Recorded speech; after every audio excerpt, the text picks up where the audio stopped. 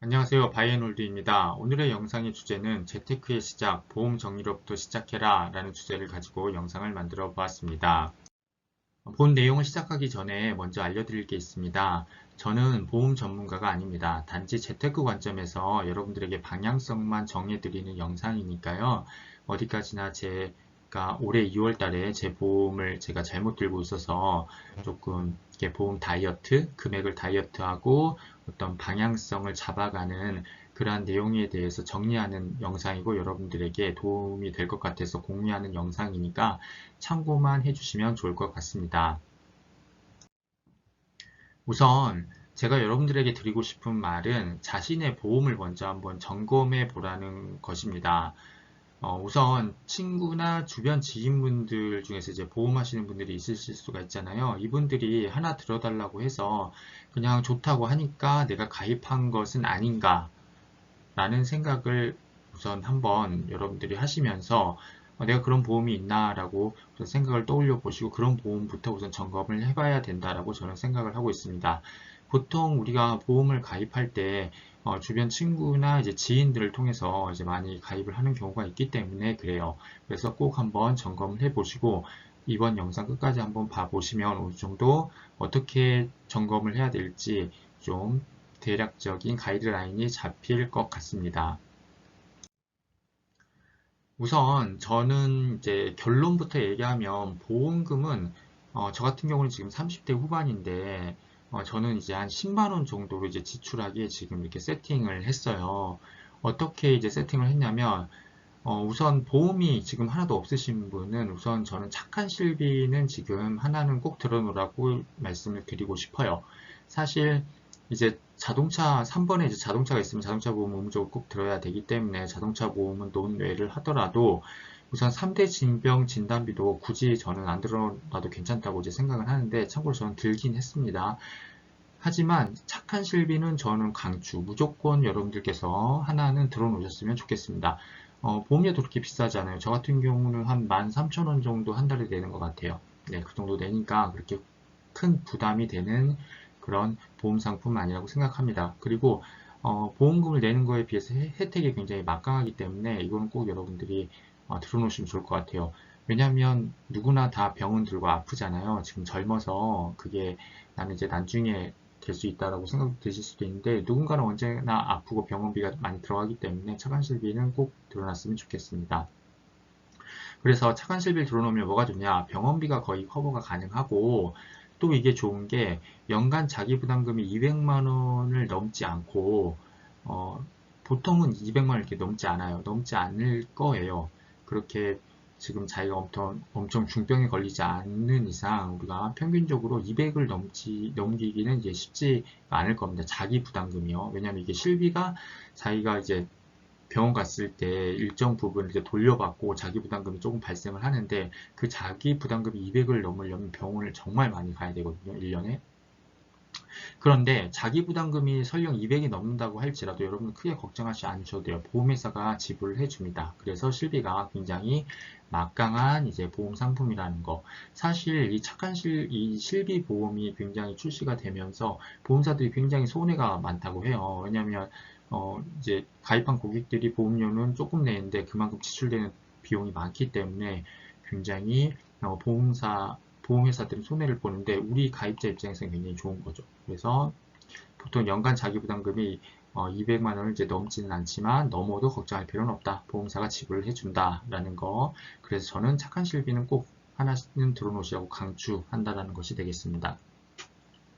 그리고 3대 질병 진단비도 저는 이제 들긴 했었는데 이거는 옵션이에요, 여러분. 꼭 안 들으셔도 되고, 뭐, 저처럼 그냥 그래도 좀 들어오는 게 좋겠다 싶으면, 들어놓으시는 것도 괜찮을 것 같습니다. 저는 한, 30대 후반 정도로 지금 한 7만원, 8만원 정도 이렇게 내고 있어요. 그래서, 생활자금으로 이제 요양하고 간병비 이렇게 등이 나오는데, 말 그대로 이제 진단만 받았다고 하면, 그냥 뭐 일반암 같은 경우는 5천, 소외감은 1에서 한 2천 정도, 그다음에 뇌졸중은 한 3천, 급성신경증은 3천 이렇게 진단만 받아도 이 정도 범위로 해서 그 진단비를 받을 수가 있다는 거죠. 그래서 좀 요양도 하고 간병비도 쓰라고 말 그대로 이제 보험이니까 이런 목돈이 조금 이제 나온다라는 것 이런 그런 담보 지금 금액이 되니까요.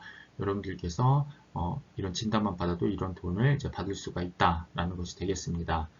그 다음에 이 3대 질병 진단비에 이제 특약으로 질병 후유장애 3천, 상해 후유장애 한 1억 정도 들어놓으시면 굉장히 여러분들이 살아가시는 데 있어서 또 이제 또 후유장애를 입었을 때 그 비중에 따라서 이렇게 돈을 또 받을 수가 있다라는 것이 되기 때문에 이것도 이제 들어놓으면 좋다라는 거죠. 상해 후유 장애가 있다고 해서 무조건 1억 주는 건 아니고 또 이제 보험사에서 이제 가지고 있는 그 가이드라인이 있더라고요. 뭐 상해 정도에 따라서 차등 이제 주기 때문에 그런 점 참고를 알아두시면 좋겠습니다. 그래서 무해지로 30년 납 80세 만기 가장 싸게 이제 견적을 내주는 보험사로 해서 가입을 하면 될 것 같아요. 그래서 3대 질병 진단비는 요 조건으로 해서 이렇게 해서 가입을 하면 좋을 것 같고, 그다음 자동차 보험은 어떤 분들은 자동차도 있을 수도 있고 없을 수도 있기 때문에 자동차 보험, 저 같은 경우는 있기 때문에 이제 자동차 보험도 들고 운전자 보험도 들고 있습니다. 근데 이제 운전자 보험을 들을 때 꼭 특약에 하나 넣으라고 말씀드리고 싶은 게 뭐냐면 가족 일상생활 배상 책임이라는 이 특약이 있어요. 별로 비싸지도 않거든요, 여러분. 저도 운전자 보험은 한 달에 한 13,000원 정도 내고 있어요. 운전자 보험만.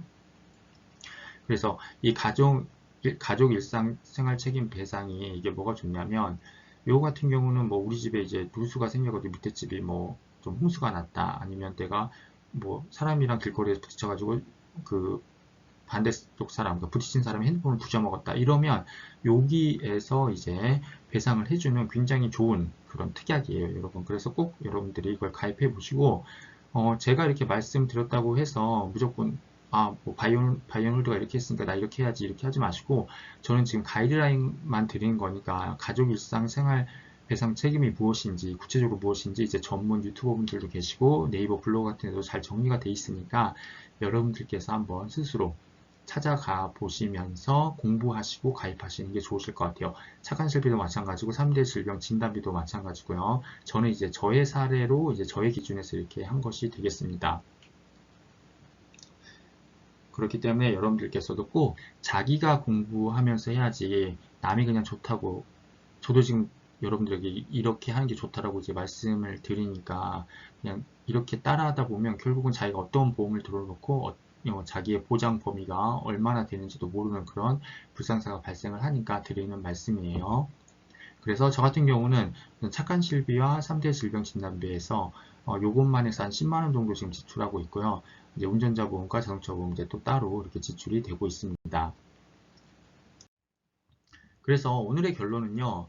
첫째는 보험이 어떻게 가입되어 있는지 스스로 알아야 보험금도 이제 수령을 잘 할 수 있다라는 것이 되죠. 그러니까 자기가, 저 같은 경우는 2월달에 보니까 정말 뭐 별의별 보험들이 다 들어있더라고요.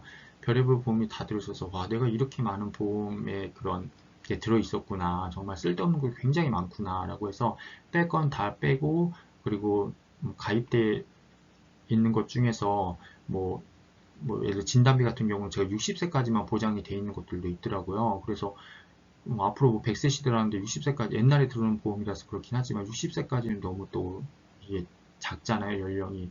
그래서 보통 60세 이후에 그런 뭐 암이라든지 걸린다면 뭐 뇌졸중이라든지 이런 게 걸릴 확률이 높은데 또 나이가 너무 적게 되어 있었고, 그러니까 그러한 것들을 이제 확인을 해 보셔야 된다는 것이 되겠습니다. 그리고 제가 이제 오늘 말하고 싶은 결론의 이제 핵심은 2번인데요. 최소한으로 가입을 하고, 그러니까 저처럼 이제 10만 원 안짝으로요, 그 자동차 보험하고 운전자 보험 빼고, 최소한으로 이제 가입을 하고 생명보험으로 자식에게 목돈을 줄 생각보다는 보험 다이어트를 통해 얻은 금액으로 미국 ETF 투자로 자산을 불려 자식에게 ETF 하는 방법을 알려주고 물려주는 게 저는 좋다고 생각을 하고 있습니다. 이제 저도 그렇게 할 거고요. 그래서 생명보험은 제가 들지 않았어요. 제가 이제 죽으면 이제 제 가족에게 이제 돌아가는 건데 가족들이 살아가라고, 저는 이 보험은 이제 따로 들지 않고 차라리 이런 생명보험이라든지 그다음에 제가 최소한으로 가입한 이 절약해서 만든 이제 그 금액으로 저는 차라리 미국 ETF를 사는 게 더 훨씬 더 효율적이고 더 큰 이제 금액으로 되돌아올 거라고 생각을 하고 있기 때문에 저는 그래서 이 방법이 좋은 것 같습니다. 그리고 이제 여러분들도 여러 가지 이제 생각이 있으실 수가 있잖아요. 그래서 제가 이제 말한 것이 항상 저는 이야기하지만 정답은 아니에요. 사람마다 이제 상황이 다 다르기 때문에 여러분들의 그런 상황에 맞게 제가 뭐 10만 원이라고 딱 정했다 그래서 여러분들도 뭐 10만 원 안짝으로 끝내야지 뭐 이렇게 생각하지 마시고요. 여러분들의 지금 상황에 맞게 보험을 이렇게 조절하시면서 좀 재테크 쪽으로 이렇게 자산을 이렇게 불리는 것도 좋을 것 같습니다. 이렇게 투자 같은 걸, ETF 투자 같은 걸로 해서요. 그래서 여러분들이 생각하셨을 때 제 생각에는 부자들은 굉장히 돈 많은 부자들은 보험을 따로 들 것 같지 않아요. 왜냐하면 굳이 보험을 들지 않아도 이미 자산이 많이 있기 때문에 그 자산으로 이제 해서 하면 되는 거잖아요. 그래서 저는 좀 그러지 않을까라는 생각을 하고 있습니다. 궁금한 점은 댓글로 남겨주시고요. 뭐 참고로 제가 이제 보험 전문가는 아니기 때문에 이번 영상에서 제가 뭐 좀 답을 많이 보태드릴 수 있는 그런 부분도 있으니까 미리 양해 부탁드리고요. 오늘도 영상 시청해주셔서 감사합니다. 이상 바이애놀리였습니다.